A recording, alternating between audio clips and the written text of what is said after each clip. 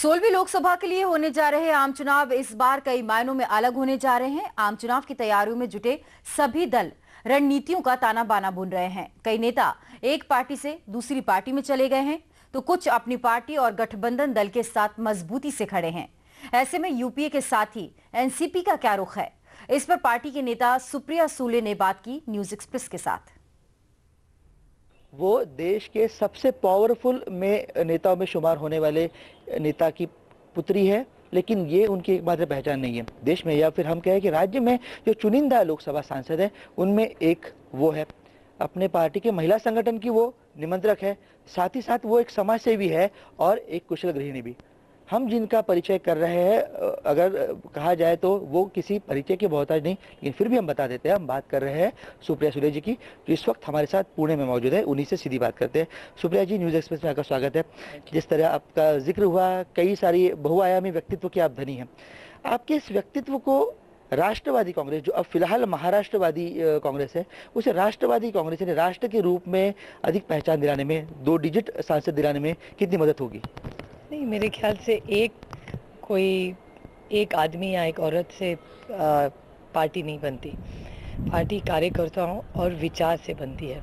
और हमारी पार्टी में आदरणीय पवार साहब जैसे बड़े नेता हमारे अध्यक्ष है, और पार्टी में बहुत अच्छा काडर है जो मेहनती है, विकास का काम करते हैं। और महाराष्ट्र और बाकी जो राज्य में जहां राष्ट्रवादी कांग्रेस पक्ष है, वहाँ हमारा पार्टी का हर कार्यकर्ता बहुत मेहनत करता है और विकास करने का ज़्यादा से ज़्यादा उसका प्रयास होता है। लोकसभा चुनाव का हालांकि बिगुल बच चुका है। लोकसभा चुनाव में जिस तरह अभी हमने जिक्र किया, राष्ट्रवादी कांग्रेस 14-15 साल से कार्यरत है। 2 डिजिट सांसद का लक्ष्य आपने रखा है। 2 डिजिट सांसद के लक्ष्य तक पहुंचने में कितने आसान या कितनी मुश्किलातों का सामना करना पड़ सकता है आपको? नहीं, मेरे ख्याल से हमारा अप्रोच हमेशा ओवर कॉन्फिडेंस का कभी भी नहीं होता। हम सोचते हैं कि अगर मेहनत करोगे तो उसका फल ज़रूर मिलेगा।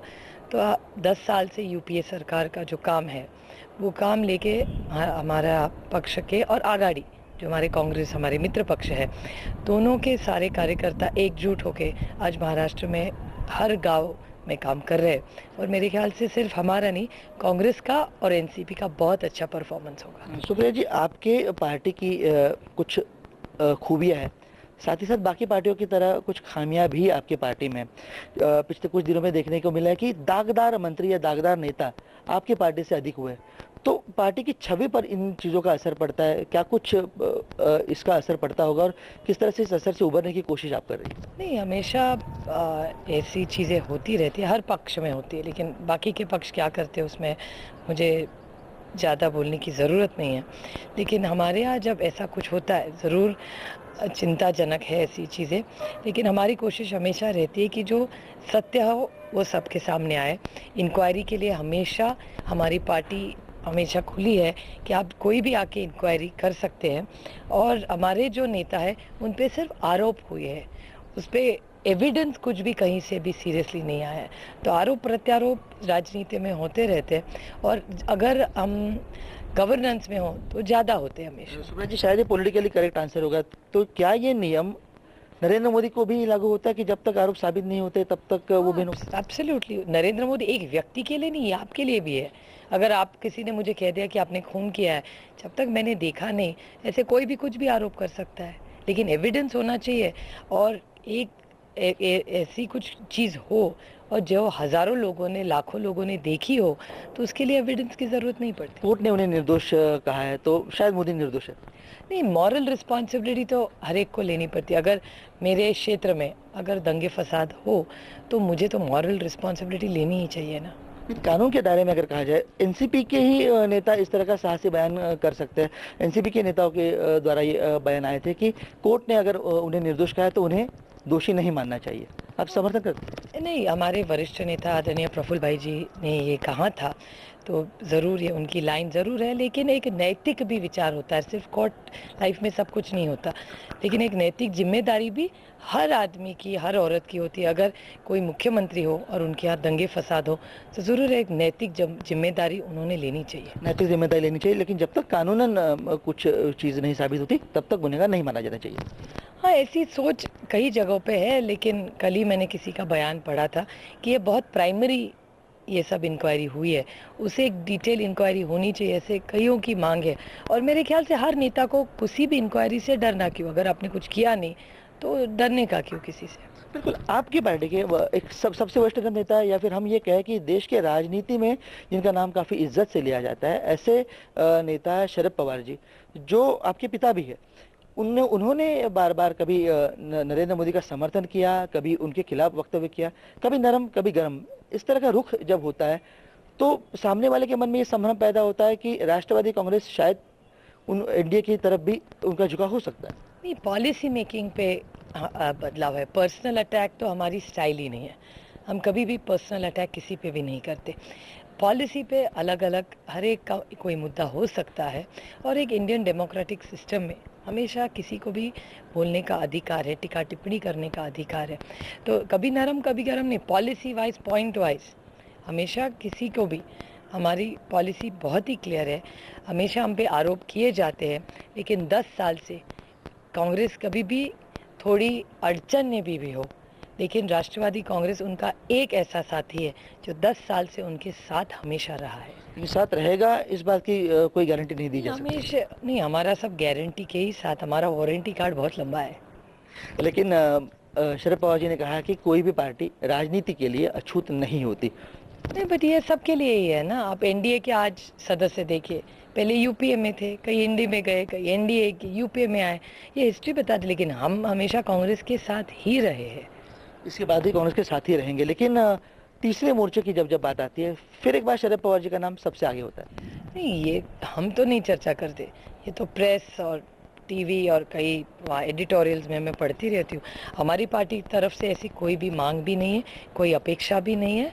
और आदरणीय पवार साहब आज राज्यसभा में गए हैं, पार्टी के बाकी बहुत सारे आज कैंडिडेट्स चुनाव लड़ रहे हैं, और हमारी कोशिश रहेगी कि कांग्रेस के साथ ज़्यादा से ज़्यादा पूरी ताकत लगा के काम करें। सुप्रिया जी, हम आपको एक मंजी हुई राजनेता के रूप में देखते हैं। हम इसीलिए दो टुक जवाब की भी उम्मीद आपसे करते हैं।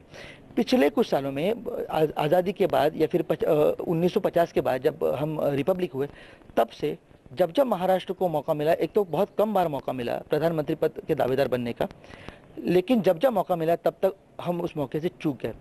लोग चाहते हैं कि महाराष्ट्र का नेता प्रधानमंत्री हो, लोग चाहते हैं शरद पवार प्रधानमंत्री हो। नहीं, ऐसी नहीं बात होती। हर राज्य को लगता है कि सबसे बड़ी जो पोजीशन है वो महाराष्ट्र को मिले। आप सब भूल रहे हैं कि इस देश के प्रेसिडेंट ऑफ इंडिया एक पहली बार महिला हुई, और वो मान सम्मान महाराष्ट्र को मिला है। तो महाराष्ट्र को भी मान मिला है, और पंतप्रधान हर राज्य को लगता है हमारा बने, तो वैसे महाराष्ट्र की भी ऐसी है उनकी मांग। एक थोड़ी देर के लिए इस बात को अलग रखते हैं कि आप उनकी पुत्री है, लेकिन एक मंझे हुए नेता होने के नाते, एक दिग्गज नेता होने के नाते, आपको नहीं लगता कि प्रधानमंत्री पद पर शरद पवार जी को विराजित होना चाहिए? नहीं, हमारे यहाँ तो ऐसी कोई बात ही नहीं होती। और मेरे ख्याल से आप पंतप्रधान बन भी सकते हो, और अच्छा काम नहीं किया तो हिस्ट्री भी आपको याद नहीं रखेगी, लेकिन आप अच्छा काम करें तो हमेशा आपका नाम लिया जा सकता है। तो मेरे ख्याल से एक पद या ओहदे से आदमी की पहचान नहीं होती, आदमी की पहचान उसके काम से होती है। Politics is a game of uncertainty, हम हमेशा कहते हैं। तो इस अनिश्चितता को अगर हम मानकर आगे चले, तो इस अनिश्चितता में ये भी हो सकता है कि जिस तरह हमने कभी उम्मीद नहीं की थी कि देवेगौड़ा जी प्रधानमंत्री बनेंगे, हमने ये उम्मीद नहीं की थी कि इंद्र कुमार गुजराल जी प्रधानमंत्री बनेंगे, शरद पवार जी इन तमाम चीज़ों के पक्के दावेदार हैं, और शायद उनके नाम को लोगों का समर्थन भी होगा। नहीं, राष्ट्रवादी कांग्रेस पार्टी ऐसा कोई भी दावा नहीं कर रही है।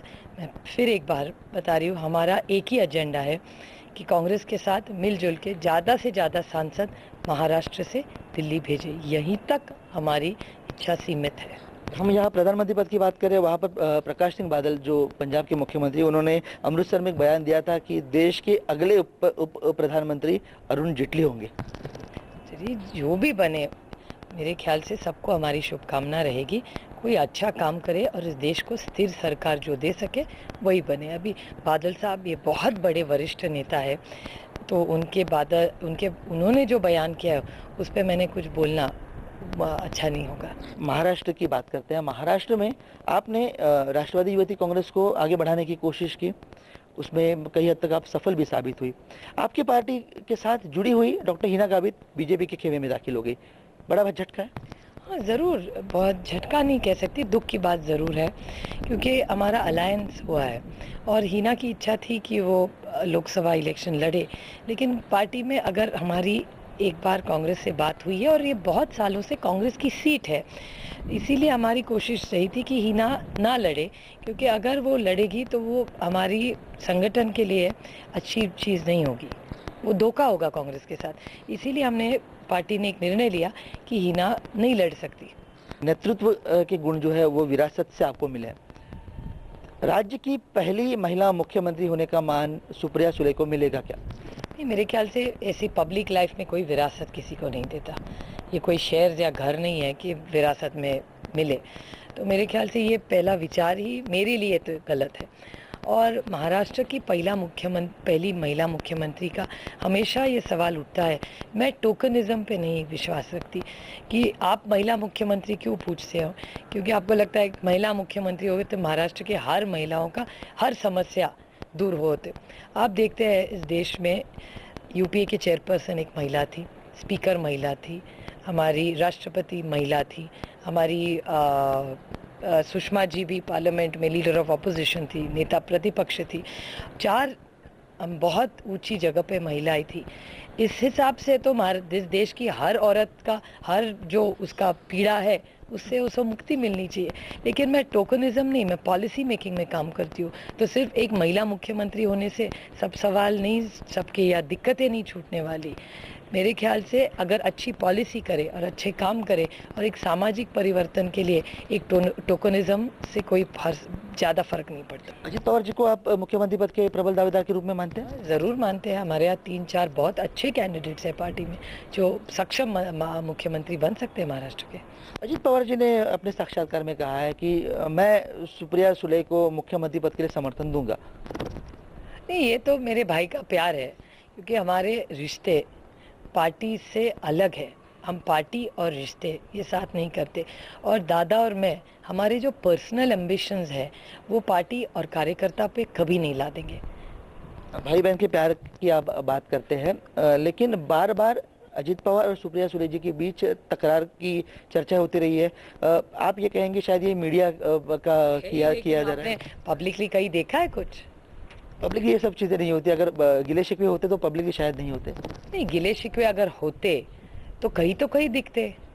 ये तो सिर्फ ऐसे है, महाराष्ट्र की एक बड़ी फैमिली है, उनके यहाँ आप लोगों ने मिलके बहुत बड़ा झगड़ा लगाया, तो अभी देख रहे हैं कि दूसरे फैमिली के भी तोड़े। अजित पवार जी की बात, अजित पवार जी अच्छे मुख्यमंत्री बन सकते हैं, ये तो आपने कहा। ऐसे कौन से गुण हैं और ऐसी कौन सी बातें हैं जो शायद एक बहन के नाते, एक नेता के नाते आपको लगता है जिनमें उन्हें सुधार भी करना पड़े? नहीं, सुधार करने के लिए हमेशा हर आदमी को सुधार करने की हमेशा वो चीज़ होती है हर एक में, मैं सिर्फ किसी नहीं।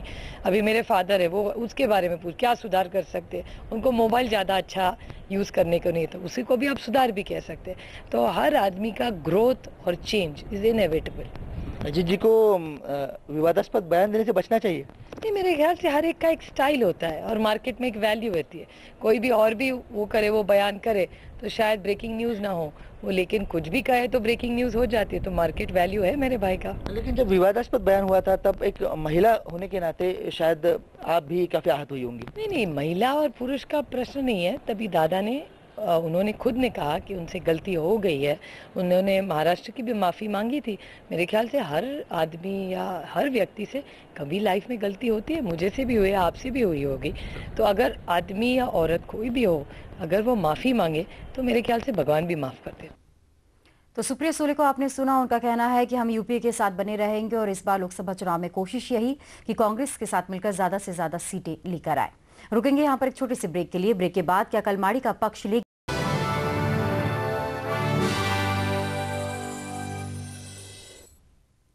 सीटों के बंटवारे को लेकर इस वक्त सभी दलों में मारामारी चल रही है। यूपीए में भी कई सीटों पर मामला अटका हुआ है। सुरेश कलमाड़ी के टिकट को लेकर एनसीपी क्या उनका साथ देगी?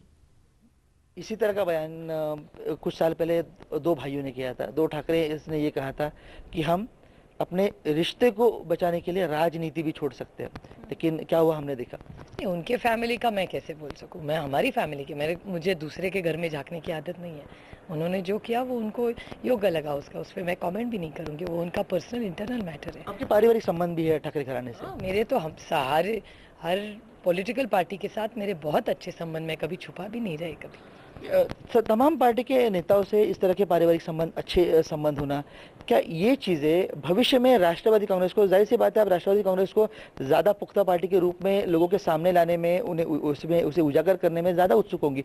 तो हर पार्टी में, वो शिवसेना हो, वो बीजेपी हो, जो आज आपके विरोधी खेमे में है, उन पार्टियों के तमाम बड़े नेताओं के साथ अच्छे संबंध होना, क्या बीजेपी या शिवसेना की और राष्ट्रवादी कांग्रेस का एक कदम बढ़ाने में सहायभूत नहीं कर सकती? 50 साल से पवार साहब और ठाकरे साहब की दोस्ती है, दुनिया को पता है।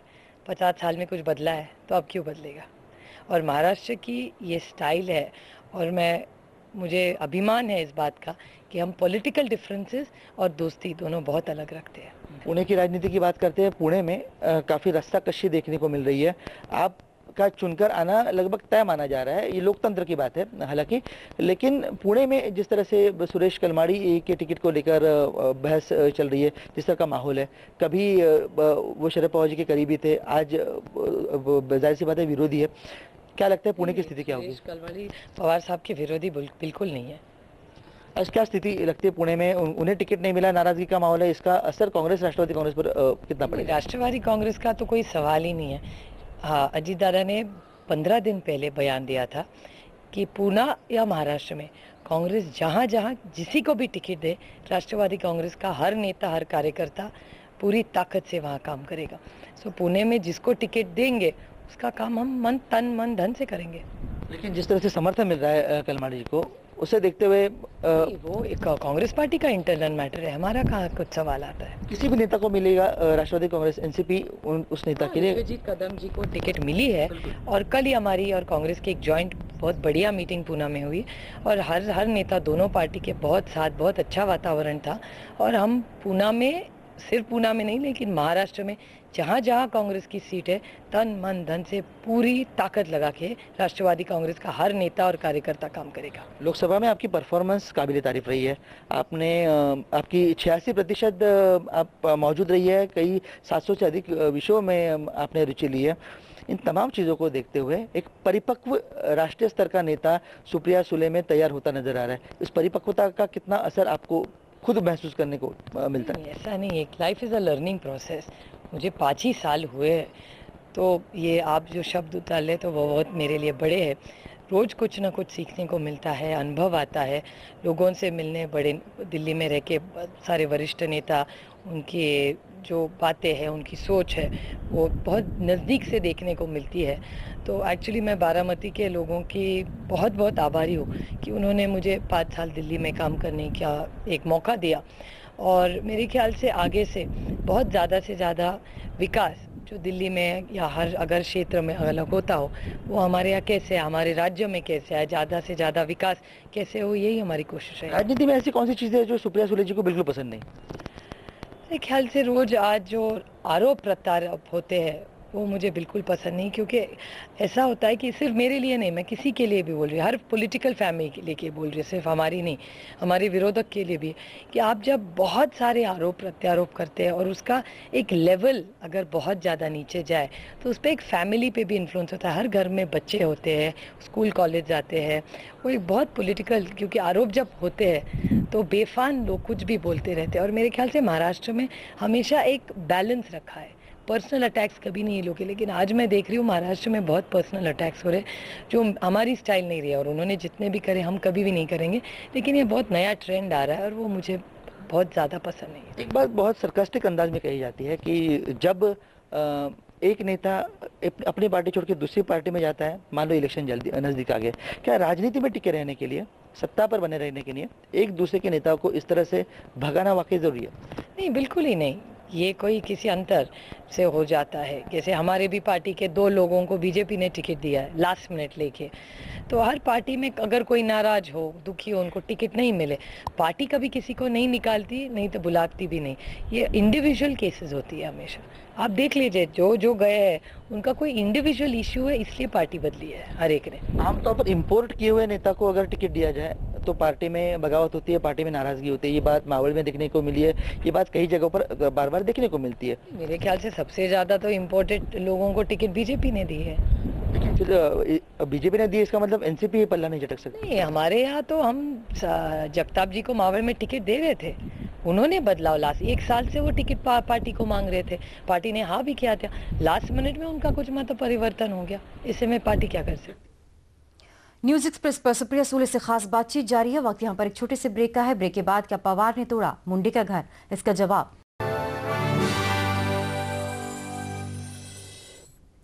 1994-95 में गोपीनाथ मुंडे और शरद पवार के बीच काफी आरोप प्रत्यारोपों का दौर चला था। महाराष्ट्र में पवार सरकार सत्ता में चली गई। सालों पुराने इस मामले के बीच शरद पवार के भतीजे अजीत पवार बीजेपी से मुंडे के भतीजे धनंजय को एनसीपी में ले जाने में कामयाब रहे। आरोप लगे कि मुंडे के घर को तोड़ने में शरद पवार का हाथ है। सुप्रिया सूले ने ऐसे कई सवालों का जवाब दिया। टिप्पणी पर का कितना असर पड़ता है? गोपीनाथ मुंडे जी ने 1995 में शरद पवार जी के खिलाफ काफी आलोचना की थी, जिसके असर के रूप में शायद गठबंधन का सरकार आ गया। अब फिर एक बार हो रहा है, बार बार गोपीनाथ मुंडे जी की तरफ से यह आरोप होता है कि पवार फैमिली ने मेरे घर को तोड़ा है। नहीं, मेरे ख्याल से ऐसे किसी का घर कोई भी नहीं तोड़ता। घर के उनके जो इंटरनल इशू थे उनके कारण उनका घर टूटा है। हमने तो जाके किसी को नहीं कुछ कहा।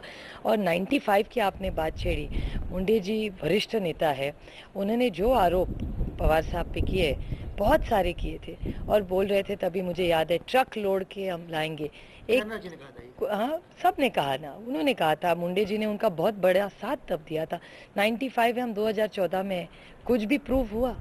बेफान कुछ भी बोलते जाते हैं, जो आरोप वो करते हैं। मुझे इसी बात का दुख होता है कि इतना पर्सनल अटैक ज़रूर करे, अगर आदमी से गलती हो तो हक बनता है मुंडे जी का कुछ भी बोलने का। लेकिन 95 पे जो पवार साहब पे उन्होंने गंदे आरोप किए, मुझे एक फैमिली की तरफ से हमारे फैमिली को बहुत दुख उन्होंने तब पहुंचाया था। लेकिन राजनीति में होता है, उन्होंने वैसा किया इसलिए हम वो नहीं करेंगे, हमारा कल्चर अलग है। सुप्रिया सुले जी की क्या राजनीति में महत्वाकांक्षा है? नहीं, मेरी महत्वाकांक्षा है कि मेरे संबंध मेरे जिस क्षेत्र में है, जो एक कुटुंब की तरह हमारा फैमिली की तरह रहा है, वो वैसा ही प्यार आशीर्वाद उनका हमेशा मेरे साथ रहे।